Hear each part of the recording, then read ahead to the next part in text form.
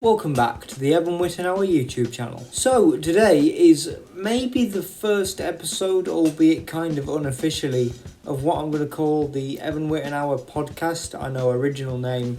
Basically, this is like something outside of the Not So Forensic Record Society that I do, where it'll just be me talking and ranting about various topics. Maybe we'll have people on, maybe we won't. It's basically like the next logical extension of what I used to do with think pieces, but just in a bit of a more free-flowing, talkative environment. And this first one is a really, really great one. So most of you will know that I covered the Residents' last album, Metal, Meat and Bone, about 5 years ago, and really, really liked it. Well, the group themselves have just put out a brand new album called Dr. Dark, and let me tell you, it is incredible. I think it's the best thing they've done probably since the Bunny Boy all the way back in 2008, and that really says something because they've had some really good releases since then, obviously. But you know, this is really, really strong. It's the darkest, most emotional, most conceptual thing I think they've done since. I mean, Metal, Meat and Bone was quite conceptual, but I think as far as like how much the concept feeds into the album itself, this is definitely kind of a high watermark in modern times for them. And basically, the whole thing is structured like a play. It follows a story of three characters, Maggot, Mark, and the titular Dr. Dark, who, Maggot and Mark make a decision that, let's just say, sets the entire rest of their life in motion, and it is an absolute wild ride. I won't spoil any more than that, but that's basically the bare bones of it. So, I listened to this album the day it came out, and I loved it, and I knew that I wanted to share it with somebody. But who else to share it with? Well, there's obviously Master Spud, but I didn't quite want to scare him off of doing the Not So Forensic Record Society quite yet. So instead, I went to my good friend Mr. Cyndaquil42, who's always up to have a good bit of a chin wag and just listen and watch to some outright weird shit to see what he could get out of it. And I thought with the amount of narrative depth and kind of conceptuality, and also the music, given that this was done in collaboration with Edwin Outwater, who is a classical conductor for the San Fransisco Conservatory of Music, I thought given that classical edge, this is probably something that he would quite like. So, basically what we did, we got into a call one day just to listen to the album, and then the next day we came back again to talk about it. So that is the call that you're going to hear here. Apologies, by the way, the call, the sound quality was a bit more kind of squiffy than usual, so I apologise for that. And also the recording cut out for some reason at some point, so you'll hear me occasionally towards the beginning just pop in to kind of like fill in the gaps, but there shouldn't be too many of those. And to be honest, I think this is one of the most insightful conversations I think I've had about any album ever. Like, I already loved the album, obviously, before we talked about it, but I loved it even more after we'd spoken about it because of the intricacies that, like, us chatting about it brought out of it for each of us, really. And I will say, obviously, spoilers for Dr. Dark ahead in this video, and also there's some pretty grisly stuff being talked about to do with the themes of self-harm and suicide and things like that. So I've put some relevant information in the description box if you're affected by any of the issues discussed. And I know what you're thinking. You're probably thinking, Evan, you can't have spoilers for an album. What the fuck is wrong with you?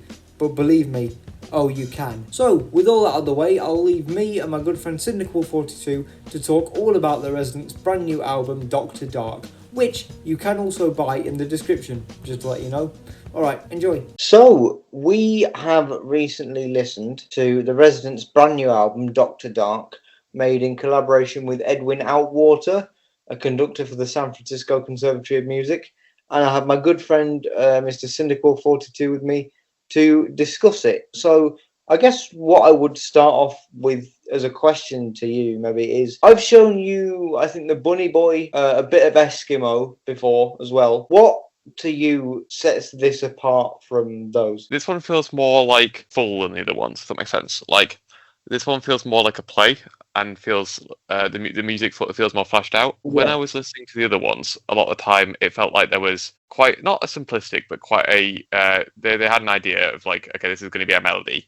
And then they play that for 3, 4, 5 minutes with not tons of changes, but the main focus of the song was the like sort of spoken word lyrics, it can be quite a hard listening experience sometimes. Whereas this one, because of the bigger gaps and more musical focus of some of the songs, I thought that was a lot nicer with this album. A big part of what I thought was going to make it work for you is because there is such a kind of classical focus with all the stuff that Edwin does. So you get more of it in Dr. Dark's segment, like towards the middle of the album, but like throughout it, there's a lot more like really ornate kind of orchestral stuff. So I thought that would be definitely kind of a point of interest. I think it's the first one, preluding to Metal Madness. The way they do contrast is quite nice because I mean you've got the classical stuff, but then you still got the sort of metal style, which is more present in some of the other albums. Which is, I think it works quite well in this actually.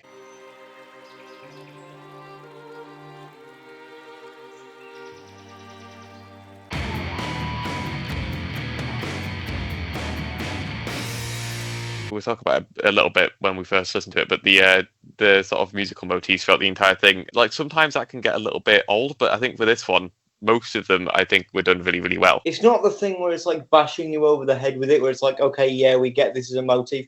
I think it's one of those things where I think how a motif should be, where like you're listening to it and then you sort of hear something and you go, hang on, didn't they play that earlier? And then you kind of go back and you go, oh yeah, they did. And then it's like more cool that way. Like it feels less obvious. The one that I would say is probably the most obvious is the like synthy bleepy bloopy things like towards the end of the album. I'll put in a little bit of that.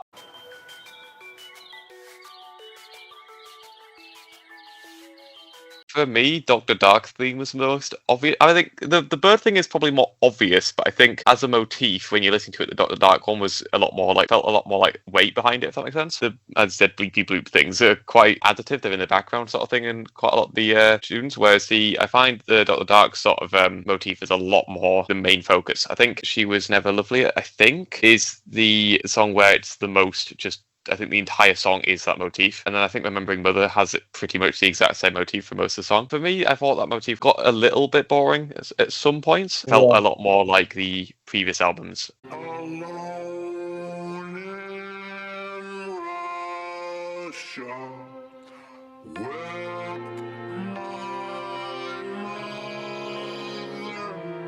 they do a better job on this album, I think, of like keeping things varied. Obviously, there's like the contrast in Metal Madness that you were talking about. But if I'm thinking about White Guys with Guns, like that starts off as like a really solemn piano thing, and then it goes into kind of a more chaotic metal thing, and then back into a kind of choir thing, and it kind of goes backwards and forwards. The Gift, I think, is also pretty varied as well in terms of music, because there's a lot of different like electronic drums and synth textures and things. And we talked about Calm before briefly as well, how the opening to that is like so cool, but then the rest of that is like a sound piece with an interview, and how you kind of felt like they were two separate things. Because I agree there, because for me that first 2 minutes of Calm before maybe is like the best bit on the album for me personally, or one of them. Yeah, I think Calm Before I seem to remember having, I mean, it's quite a long song, but I think that's fine. I think even the name implies what it's going to be talking about. It's the sort of, starts off, I think, more melodic, and I think it moves more into minor chords and sort of gets quite a lot more dark, I seem to remember. I was once just like you, happy, sad, and confused.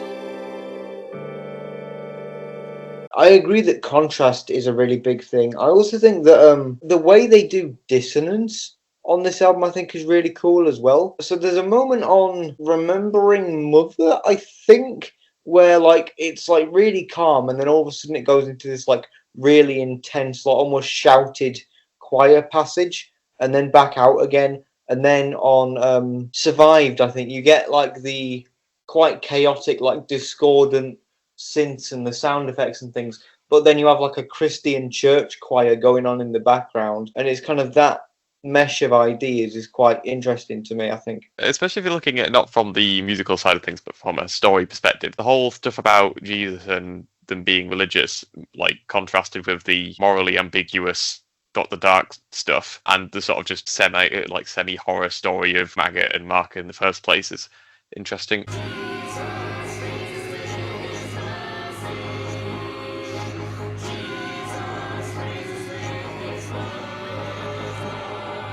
Let's talk about the story for a bit then, man, because, like, I told you that this was based off of 2 real news stories. The idea of a doctor specialising in euthanasia when it wasn't exactly legal was real. Hello, it's just me popping in here because the recording glitched out for this bit. Basically, I just proceeded to outline the stories that influenced the project, both the story of euthanasia proponent Jack Kevorkian and also the story of the James Vance and Judas Priest trial, where 2 teenagers in Reno, Nevada shot themselves after listening to Judas Priest. Albeit this was likely due to their troubled childhoods, the lawsuit got a lot of attention, so I was just outlining the basics of those cases. And then I proceeded to ask Cyndaquil whether or not this kind of dark, depraved, highly emotional subject matter ever left him feeling particularly disturbed like it did me. Obviously, it's still sort of shocking, but I find it more of a sort of interesting, the sort of thought piece. Whilst you're watching it, it's interesting as where's this going to go, what's going to happen, and I think the way it's set up, it's somewhat expected the outcome, but it's definitely creepy. But I think the fact that it's through music somewhat diminishes the creepiness fact. I don't know. I don't find too much stuff overly creepy. I think actually I think thought ideas somewhat sometimes more weird than actual just like full on horror, but I'm not really into horror anyway, so I'm not desensitized to it obviously, but I think the I didn't find it as sort of disturbing. I guess one thing that might have changed is the fact that because I'm watching it in a call with you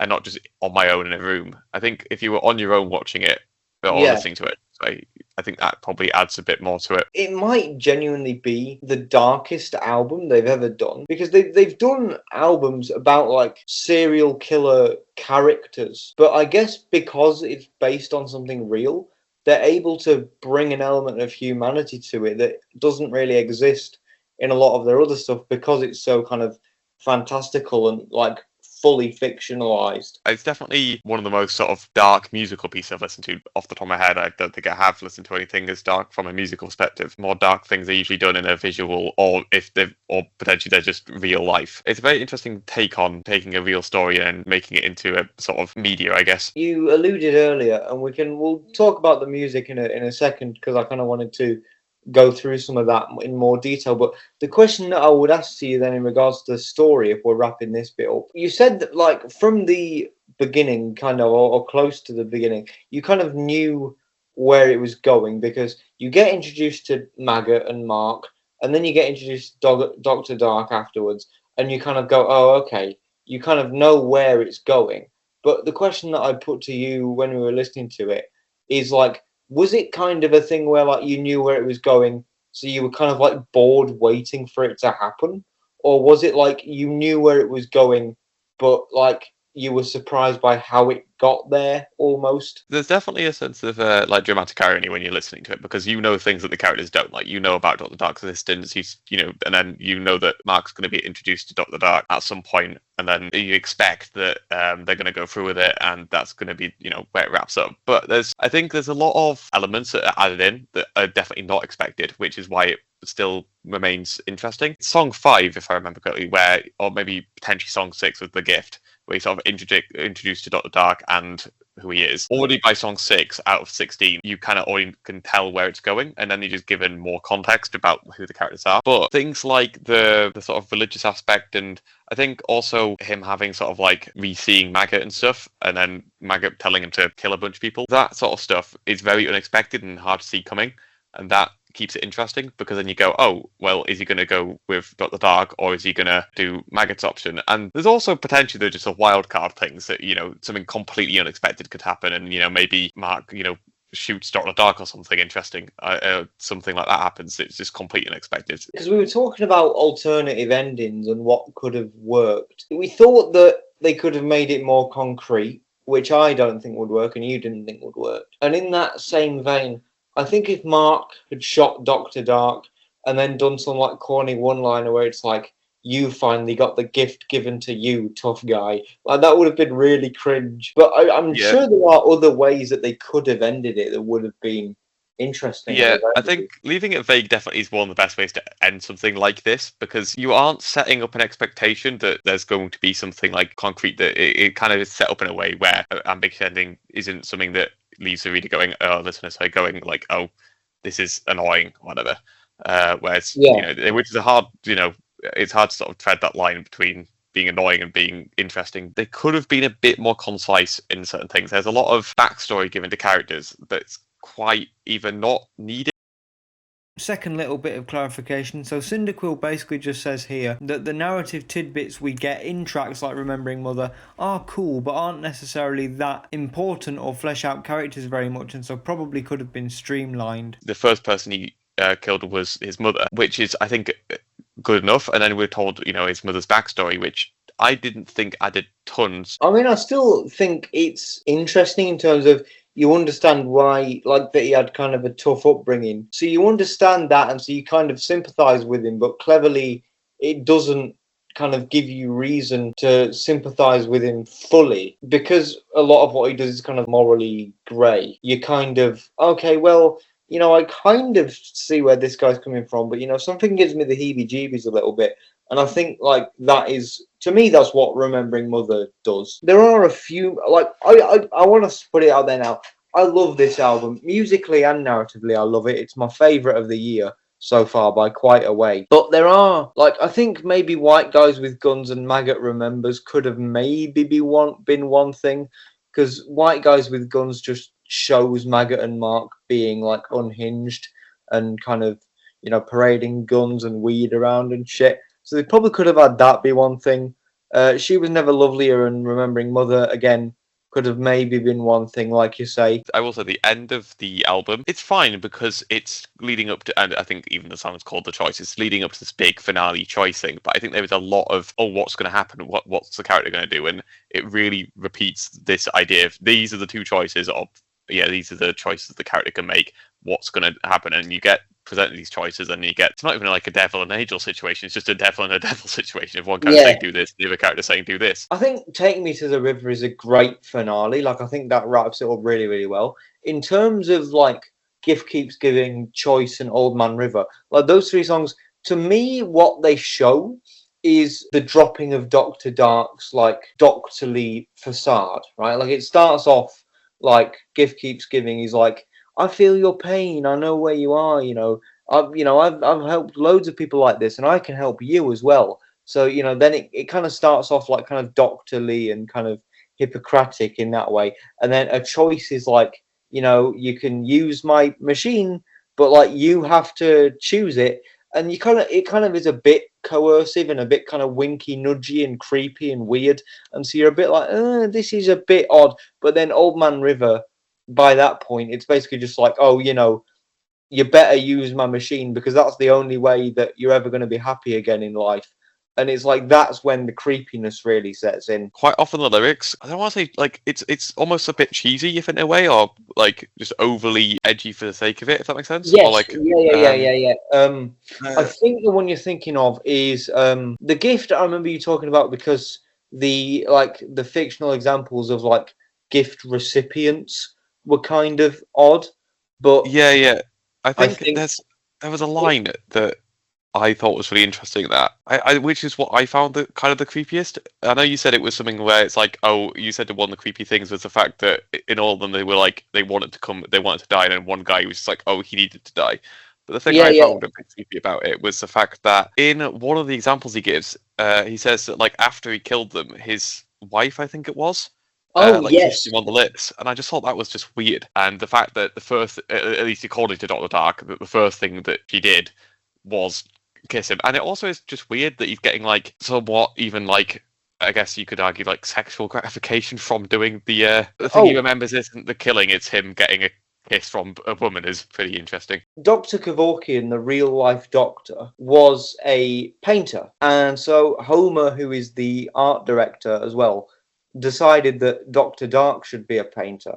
And so on the physical releases, you get these pictures that are Dr. Dark's paintings of the previous gift recipients. So you get like a picture of the woman who got trapped in concrete, and you get a picture of the child that had a bowling ball in their fucking spine. He draws like pictures of these people and like frames them And to me, that makes it so much more demented as well. This is one of my only real. I don't know how to explain it because it kind of adds to the characters. Like you get an idea that the characters are pretty unhinged and stuff. Obviously, you know, after what happens and they kill themselves, you then realize it's not cheesy and sort of over the top. But some of the lyrics and tension are a little bit. I don't know. When they're trying to be serious and they're like, "Oh, life is a bunch of farts" or whatever. Yeah. Like, come on, you could have done a bit better than that. When I say that this is my favourite album of the year, right, it's not like a 10 out of 10, but it's like a solid 9 plus. Like, I have issues with it, but overall, it's like, but yeah, I totally get what you mean. It's hard to say because on one hand I'm like, oh, I get why they went down that route, but on the other hand, the just amount of sort of like overly vulgar sort of like we're just going to use a shit ton of swear words, piss encrusted, jizzy piss hole. But then you've also got things like full of farts. It's like okay. Life is just a jizzy piss hole full of farts and empty manholes, choking on the broken fragments of a life disguised and gagging. I guess it's like Maggot's character as well, as it they kind of characterise as this very like brash, uncaring, brutal character. And we were talking about contrast earlier, and I think it definitely really I forgot it was in this song actually. I just scrolled down and saw the lyrics, and it's this song that immediately goes into after you get all this corny things you'd expect to hear on like a like emo album or something of like, life is shit, it's all shit and balls and piss or whatever. All after this, you immediately get the announcer come in and go, oh, 2 teenagers have committed suicide and and they're dead or whatever. And it's like, and then that sort of contrast is like, oh, and even though you can kind of not see it coming, but when it's revealed, you go, oh, okay, that makes sense. But it definitely, I guess on a re-listen, it definitely makes that all those lyrics and things that are going on a lot less fun or funny, I should say. They're funny in the moment, but then once the rest of the context is revealed, you're kind of like, oh shit, like we're in this deep now. Except for, I guess, Dr. Dark's The Gift. It's the last time the album sort of does get corny and funny, because the Dr. Dark stuff is corny in a way, but it's definitely in a sort of like it's still sort of uncanny. Whereas this isn't really uncanny. It's just like when you listen to it, it's a typical like, oh, life is full of farts and stuff. It's like okay. The one question I want to ask you then, before we kind of talk about some of the music in the individual tracks themselves, is I actually got the chance to interview Homer. I was very lucky to interview him about this album. I think I misread something that said they were thinking of turning the album into an actual stage play. And so I guess that begs the question, right?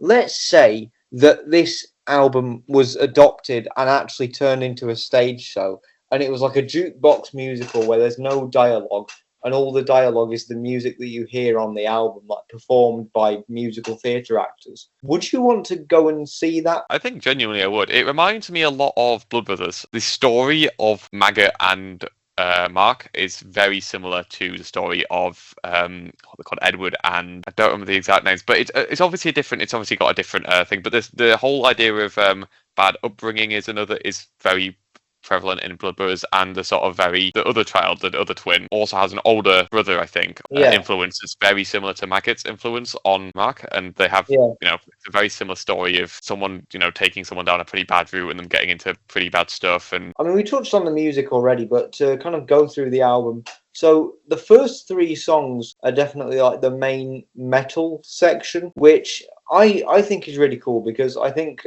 Metal Madness lyrically is obviously very basic, because the lyrics are just like, I hate you, you hate me. But like, I still think like how kind of driving and forceful it is really cool. Same kind of thing with Maggot Remembers as well. A lot of that is like really driving and like loud and quite militant and forceful.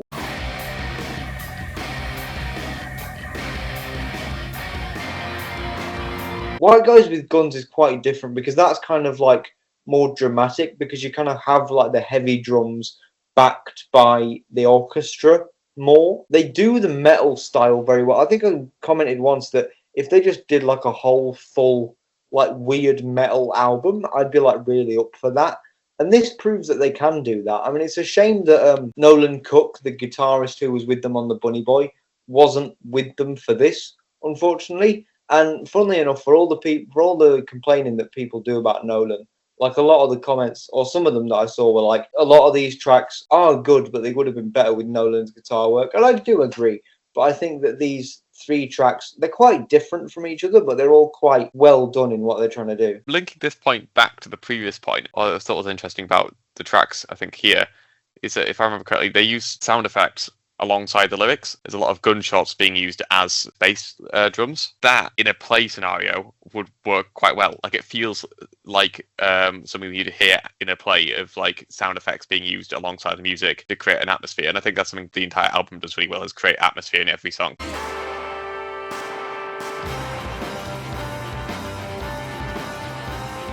After Dark's arc is simultaneously one of the most interesting, but one of my least favourite parts musically. But I did like The Gift a lot, but I liked the end of The Gift a lot. She Was Never Lovely, I think I already said it, but it has the issues I had with some of the previous albums of the music and the lyrics go hand in hand a lot of the time. Like, the lyrics are singing in the exact same, like, I guess the melody is, if that makes sense. That which can make it feel quite repetitive. I think I remember the melody for it is just the entire way through, basically, with very little changing. And for 4 minutes and 20 seconds, like, it gives a lot of context for the character. It gets a little bit repetitive, and I think he's got an interesting voice and it fits his character quite well, but it can get quite awkward after 4 minutes and 20 seconds of a mostly talking song. His voice definitely fits more when there's more stuff going on, I think, because it kind of fits in a pocket as like another sound. I was gonna actually ask this question as well, because I'm not that well versed on like orchestral arrangements and shit, but if you can put it into words, like, what is it about maybe some of the orchestral arrangements that you liked that set it apart as being like obviously the reason you don't like She Was Never Lovely or Remembering Mother, they're quite melodically basic. That I can understand. But like, if we're looking at The Gift, which I really like as well, by the way, obviously The Gift also has that kind of synthetic kind of electronic element to it. Like, what about the classical parts or the electronic parts really kind of perk your ears up? Like, were there any like moments or reasons where you kind of like your ears perked up and you were like, oh, hello? I don't know. It's just, if you have something as basic as if every single thing is playing the same thing, it can make everything just feel quite a bit boring. Whereas if it's polyphonic, which everything's doing something different, it usually can be more interesting, and it allows you then, if you're doing stuff that's all different, it allows you to then make a monophonic section where everything's the same more impactful, because it's been all over the place a lot more. So then you can change it to be all at the same time, and that makes it more impactful. Whereas everything is all the same all the time, it doesn't have as much impact. Well, that's the thing with contrast as well, isn't it? And like the melding of genres, like The Gift, it starts off as like a really nice straight orchestral piece, like some really nice layered string sections, and then all of a sudden you get this kind of like electronic techno beat almost going underneath it, and you're like, oh, I wasn't expecting that, but like it adds an element of interest to it.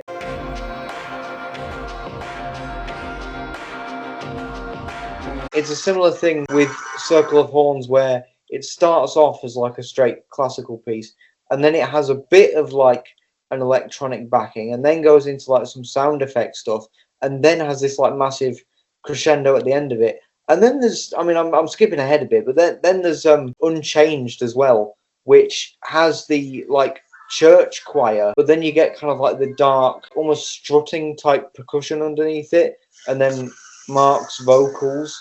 And it's quite like dark and overbearing, but like the push and pull between that is really cool. As you were saying before as well, you're saying that Dart's voice works well with a lot of things going on at the same time. I think I agree, because I've just listened back to one or two of the things, and when there's more going on, Dark's voice sort of nicely fits in, because there's so much going on. It just is another sound. I think that in The Gift, in the end part, they remove the sort of effect that he has on his voice, and it just makes it sound a lot more like he's speaking, which I think could have been useful potentially in some of the other songs, because it makes that section really impactful, because you just feel like you're being spoken to. I almost think it makes it creepier, because like like when he's singing, like it's like, okay, that's an effect. But then when he's speaking, it's like you still notice an effect, but like it comes across more forcefully. Contemplation, which was definitely more of an interlude moment, because the only vocals on that were the news broadcaster, and so that was like a mix of the classical and electronic. I remember you quite liking that one. I mean, one thing it does really well, actually, I was saying building atmosphere, but I think you said it as well, but the amount of like dissonance and discordant chords and horns playing like really sort of like really diminished or minor notes, it like helps so much. In some of the other tracks, a lot of the edginess or like like the sort of uneasiness is created by the lyrics, where I feel like but the actual music itself, whilst being still a bit creepy, isn't like that creepy. Whereas Yeah. this one, I feel like because the music feels a lot more full and because it feels a lot more rounded out, you know, the music adds so much to how sort of uneasy and creepy it feels.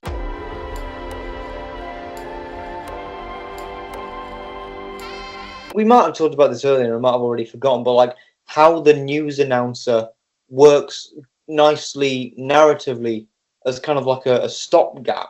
We said this yesterday, and it's, obviously this isn't talking about the music tons, but I really like how blunt the narrator is in certain sections because so much of the lyrics are sort of like written in metaphors or written in like it's very symbolic. Like Yeah, a it's lot of kind of the like if you know what they're going on about, you'll know, but if you don't, then yeah. you don't. Like, yeah.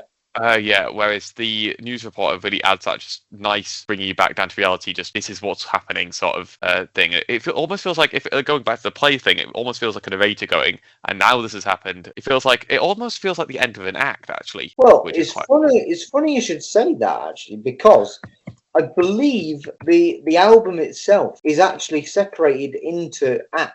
The idea was that musically the acts were distinguished by Maggot and Marx's more straight metal, Dr. Dark's is more straight classical, and then as you get into Survived onwards, I guess, it's kind of like more of a meld. The moment where you get like the full proper melding of ideas is Unchanged, because Yeah. you have the Christian choir, and then you have the like sound effect bridge, but then you kind of have a bit of a metal reprise with the Maggot ghost appearance, which I think actually makes one of my favorite and most varied musical moments on the whole album, because the Residents have been going for over 50 years at this point. And so they've obviously covered a lot of ground stylistically. But what I really love about this album is that even this deep into their career, they are doing stuff that I've never heard them do before. Like, I get that like doing classical music isn't like the most revolutionary thing ever, right? But when I was listening to Unchanged, and then the Christian choir came in, and then it was like a tribal beat, and then it was the metal thing all over again, I was like, I literally would have never ever expected this. So I keep going back to more of the story stuff, but I like how, I think because it's the nature of the album, the music sort of has to reflect the story a lot. And I think if you're thinking about Mark as a character, the fact that in the plot he's having, you know, influences from Dr. Dark and then influences from Maggot and then influences from himself, but it's kind of set up early that Maggot had a large influence on Mark in the first place. And also I think it's his mother as well, being Christian. The fact that the song is all three of those styles all melded into one really just signifies that is what's going on in the plot as well.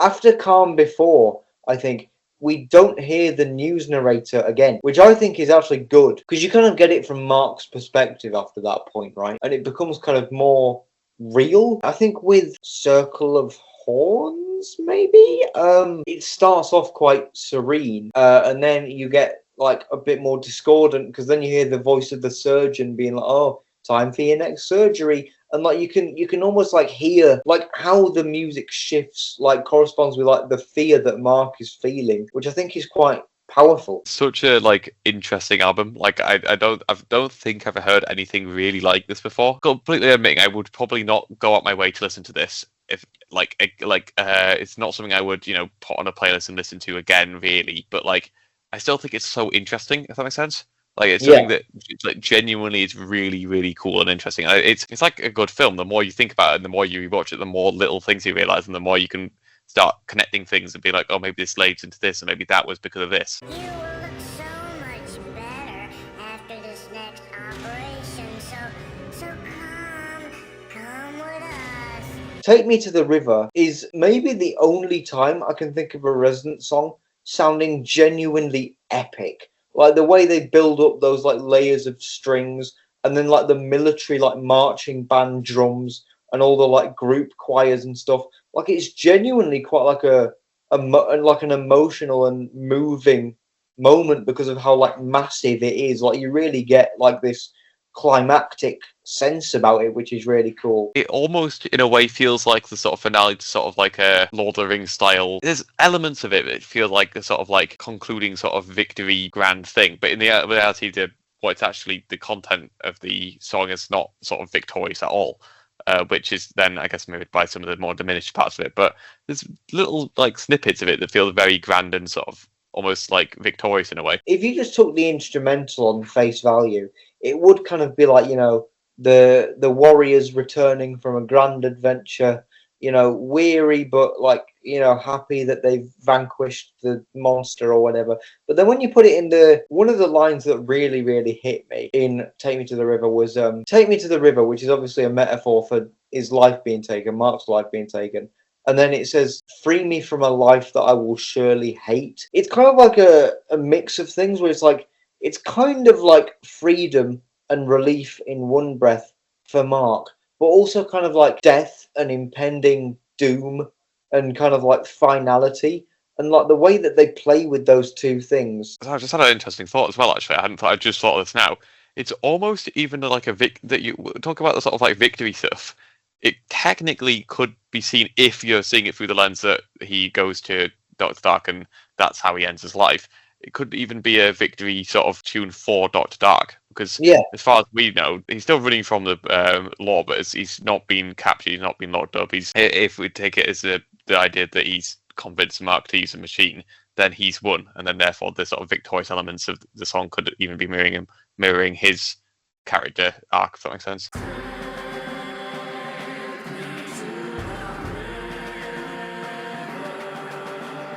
A lot of the tracks, like The Gift Keeps Giving, Take Me to the River, though, that like 4-song stretch, there are obviously like dramatic moments. Like I'd say the more like aggressive moments, like in the second half of Old Man River, definitely. But like even with like a slightly lighter sound palette, you still get a feeling of intensity. And I think that's to do with the narrative, but it is kind of to do with the music. Is that because you know what going on in the narrative is so intense, the fact that the music is kind of relatively lighter, again, it kind of creates a different kind of intensity on top of it. One small complaint I have, but I don't really know how they'd go about fixing this. I think it's just a thing that just inherently happens with this sort of tune, or album, I should say, is that certain moments like mirror songs a lot, and there's a lot of songs that are way more impactful than others. Like a good example is The Gift. That ending part of The Gift, you can link back to with so many of the other songs. Like, for example, if Take Me to the River, like you can link back what Mark feels is very similar to the feelings that Dr. Dark outlines in The Gift of these patients like wanting the release of death. But it is a bit like, I don't know how you fix it, but it is a little bit annoying that certain songs, so for example, like Remembering Mother, have very little link back to them. You don't usually, it's not like, oh, this is really, like, I can't. My argument in favour of Take Me to the River is that you're hearing, so in The Gift, you're hearing those stories from the perspective of Dr. Dark, from the perspective of somebody who is obviously directly involved in this. And so he kind of comes across as an unreliable narrator to my mind.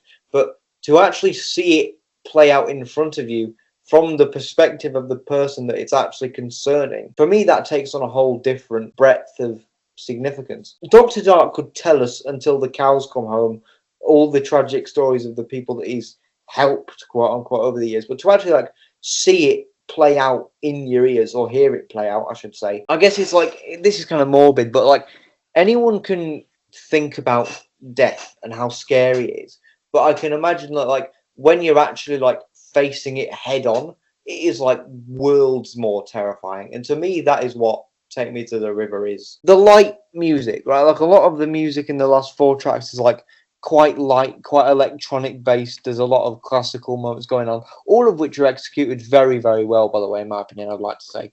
But like, so a lot of that is light because they're dealing with the concept of liberation, of freedom. You know, you can be free if you make this choice. And so it's a lot lighter, a lot breezier, maybe a lot more easygoing, but all done very, very well. Like I say, you know, it gets that across very well. But then, so the choice is then made, but then the actual reality and the intensity of the situation like actually hits him, and it's like, oh shit, this is it. And that's where the intensity of something like Take Me to the River comes in comparison to maybe The Gift Keeps Giving, for example, which I remember you saying being one of the less impactful moments. But I think having it be kind of back to back with that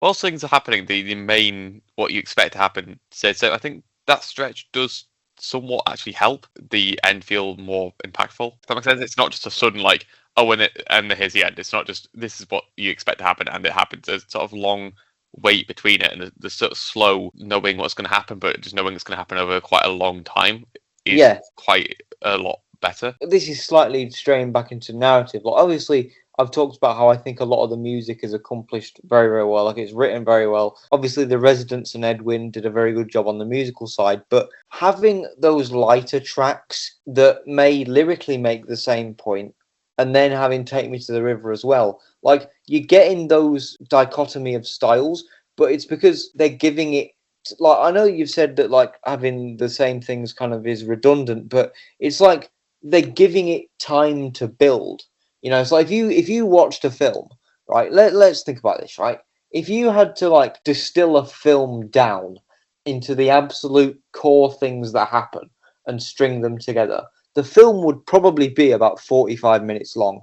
And yet you go to the cinema and it's 2.5 hours because it's given time to build, and you're able to take things from the music where you're like, okay, this is something slightly lighter, and you know the synthetic choices are really cool, but I can tell that there's definitely a classical undercurrent, so there's definitely something coming. It allows you to kind of live in the pocket for a while and kind of feel it build, like it's given an I don't think I was also trying to make the point that sort of songs are done. I think they're all I think they're very good actually. And the thing of saying that you're sort of in the pocket and definitely helps a lot. On one hand, I really agree that the amount of giving time and reiterating points, it just allows you to connect and really understand and sort of sit with what's going to happen, sort of thing. But at the same time, because in reality it's about 20, 30, like 20 plus minutes, if not more, the sort of final part of the album. From, I guess, like Survive till the end, the sort of final act lasts for a long time. So you get 40 minutes of relatively, like, you know what's going to happen. So it can sometimes get boring, but so I'm quite split, because on one hand, I don't think it's redundant. I think all of it's important, and I think, like you said, sitting in that, the music helps with that a lot. It's all very important, but at the same time, the fact that it's reiterating the same points that you've heard before in earlier tracks is not boring, but it can just get a little bit like, oh, I expect, like, if you go into a track expecting something to happen, and then by the end of the track have relatively the same, you have the same information, it can be a little bit annoying. Actually, I guess a good example is the start of the album is quite fast paced. You get, in the first 4 songs, you get a lot of information that gets given to you. In the next 4 songs, a lot of information gets given to you. But then in the last, like, 6 songs, not much more information and not much actually happens until the very end.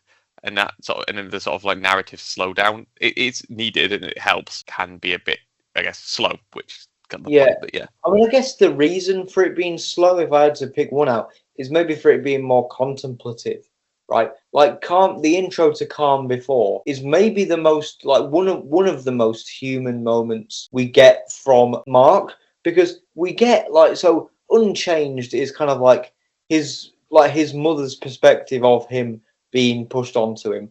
A lot of the Dr. Dark thing is Dr. Dark kind of coercing him into what to do. The maggot flashbacks are him saying that he should do this.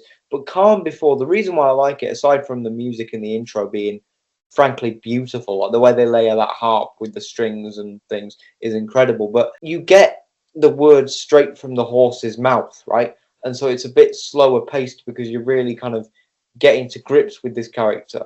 Like the fact that it's like Calm Before and Take Me to the River, where like you hear him directly as him being like, I was a kid once and I was carefree, but all that has gone now, and just how tragic that comes across in the music. Because of the nature of the album, I think it's hard to talk about the music without talking about the plot as well. So I don't feel bad really going off on a bit of a tangent about plot too much. But the contrast with the slow and fast actually sort of contrasts Mark as well, because at the start of it, the nature of the music in the first 4 songs is all about being fast and living life like super, like, we do drugs and we do this and we do that and nobody cares and we don't, and like stop like living in the, like, stop, caring and just, do drugs and guns and stuff.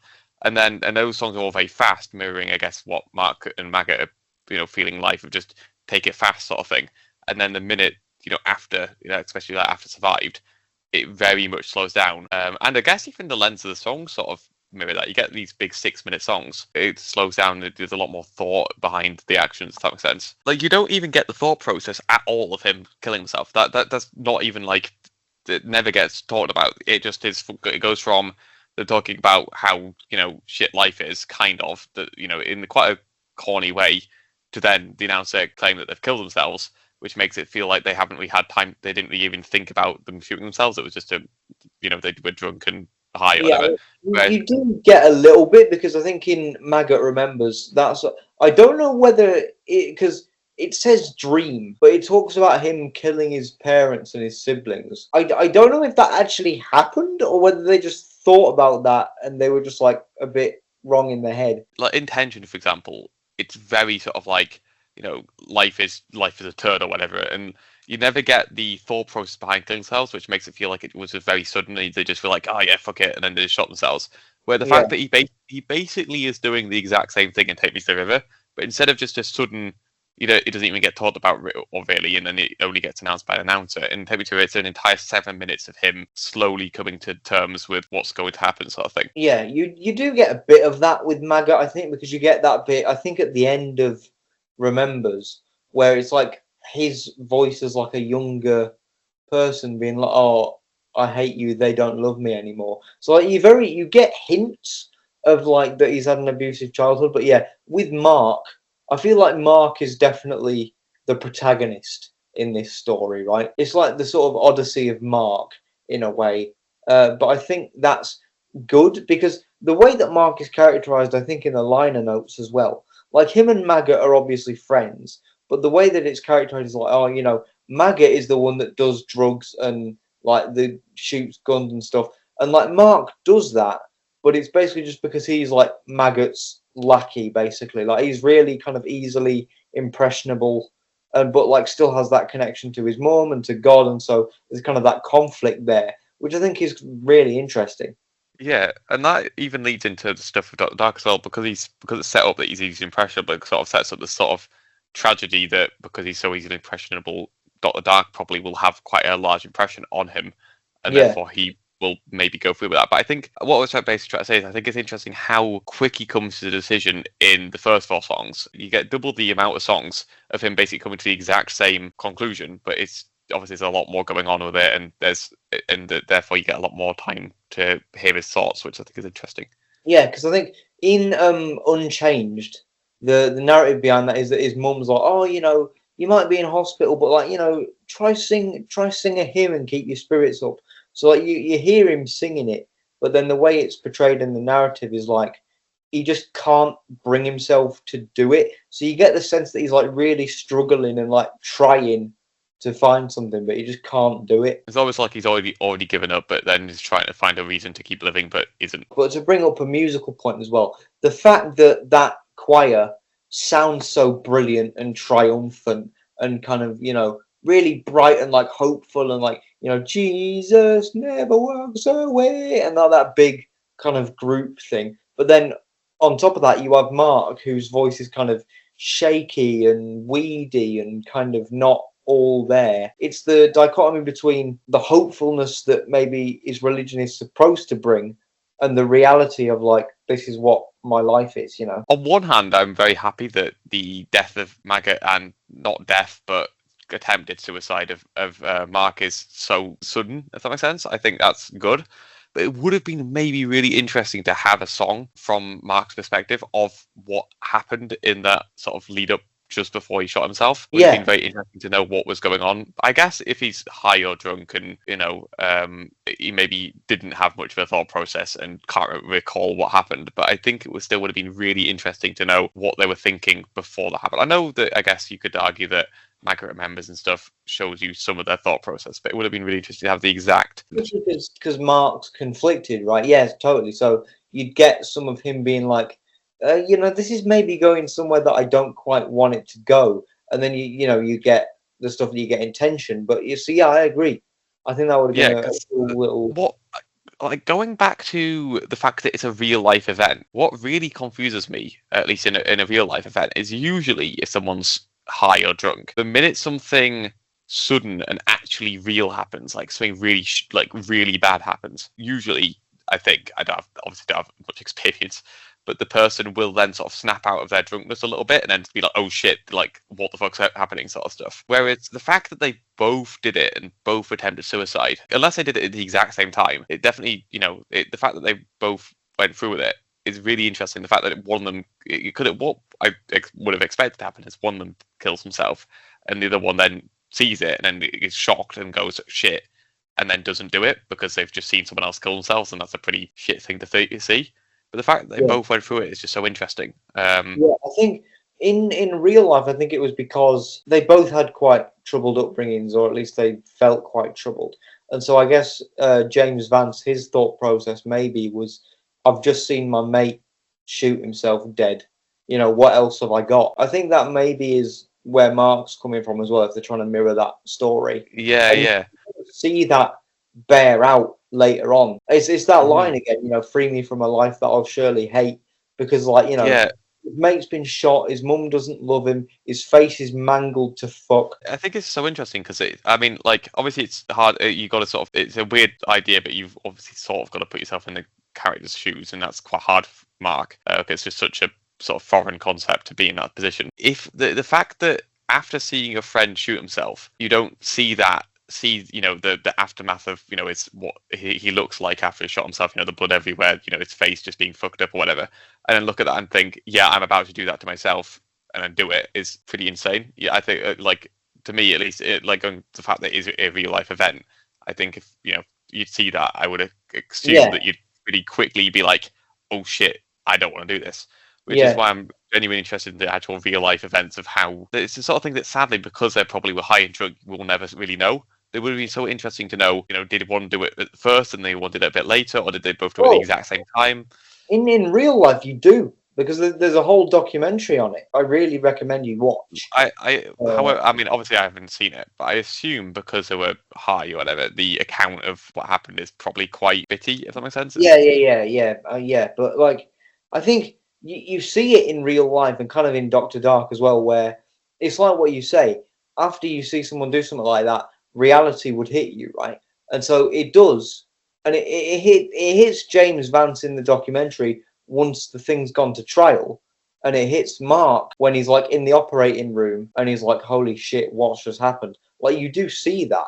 I lost another only child, and Ray was like a brother. We weren't looking for an easy way out. We honestly thought there was something better. Yeah, I guess that's kind of what I mean about when you were asking me before, did I feel weird or did you ever feel a bit sickened? Yes, but less in a sort of I don't immediately feel weird and suddenly it's, but I guess it's more interesting to think about, these scenarios and be like, what it would be like to have that happen and the moral and ethical things of what is going on, especially with Mark. And I think Mark and Dr. Dark are probably the most interesting people in it, and the sort of moral dilemmas that are brought up are just interesting. Obviously they're disturbing, but I think they're also incredibly interesting. I think that's all I really had to ask you, but I would like to crown this conversation off with a question to you. So, being a big Residents fan, I was there for the build-up, I was there when it released, I listened to it on release day, and I was obviously really buzzing to share it with you because I found it interesting and thought-provoking and captivating. And luckily, you found that as well. And like you say, you were surprised by how captivating you found it, which I was thankful about. And so you can expand on that a little bit. But what I would ask you then, by virtue of that, is, but would you be interested in you wanting to show this to other people? Yes, kind of. I think, how do I explain this? There's a lot of things I will watch and I will see and then consume that I really, really like. And I'd love to show other people, but I'm also aware of the time and stuff, and taste as well. Time and taste is a big two.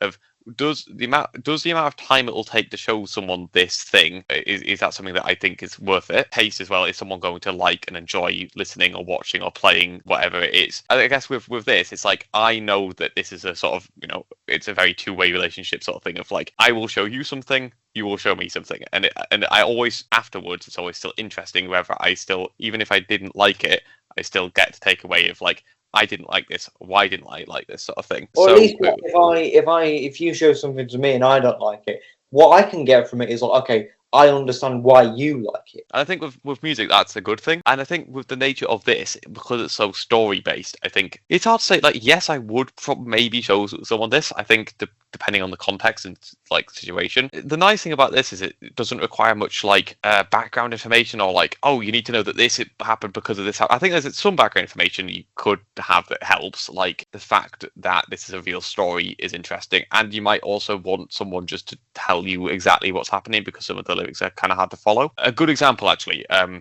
know I use this so much, but a good example of an interesting story is Undertale. Undertale, to someone who's never played a conventional video game before, and it's this been kind of proven with people who've tried to do this. If you've never played a conventional video game before, Undertale doesn't seem as interesting because it just seems like another video game. You don't realize it's breaking a bunch of tropes and doing a bunch of really interesting things. You'd have to find someone who has the taste of finding that it breaking the tradition interesting, and then you'd also have the time, and the time is a big thing with that because a playthrough of the game, there's obviously different endings, and if you wanted to do a full playthrough, it's going to take hours and hours and hours to show some of that, and then you can really deep dive into a bunch of the hidden little tidbits. And I think that doesn't happen with this, which is a good thing actually, because there's not as much little quirks and things that you can really dig deep into. I'm not saying that it's not lacking depth, but there's not as many little Easter eggs, if that makes sense. So it's definitely a hard question to answer. Yes, I probably would like to. I think a good example is a good way of answering is yes, I would like to show someone this. Whether I would, I don't know. Even I was going into it with the mindset of like, you might hate this.